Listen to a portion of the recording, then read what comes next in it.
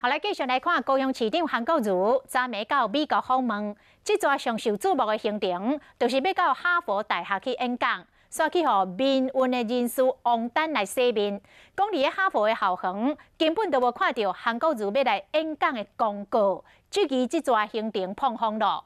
高雄市政府马上来公布哈佛的研究中心寄予韩国瑜的邀请函，经替王丹是按地追加。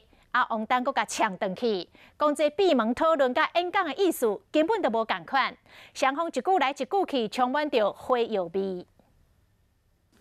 高雄市长韩国瑜这次要去美国哈佛大学演讲，伊讲当初是伫今年1月份，哈佛大学费正清学院5位教授到高雄拜访，邀请伊去演讲。本来只是单纯的学术交流，想袂到讲经过3个月后，和外界当作是总统大选关键之行。事隔3个月之后。 台湾的政治氛围会整个改变这么巨大，在3个月以前，我想是没有人能想象得到的。不过，民运人士王丹伫面册顶写讲，伊嘛是哈佛费正清研究中心的合作研究员，却是根本无看到韩国瑜要来演讲的公告。这个讲是家己乌白讲的。对了，这个代志，市府新闻局有提出邀请函回呛，不过看一个真邀请函顶面写的是。 Closed door briefing， 意思应该是闭门简报。王丹阁讲，闭门讨论甲演讲文字含义拢无同，字数嘛无同。这个新闻局长的英文无好。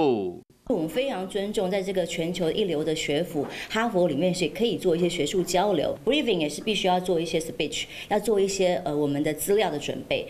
这个甲解说充满火药味，外界嘛关心韩国瑜这摆演讲敢会讲到9字共生。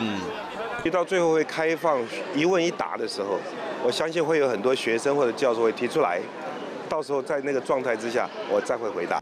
除了学术交流的行程以外，还有几个天要招商，方面行程我都找回新款的成果，外界拢真关心。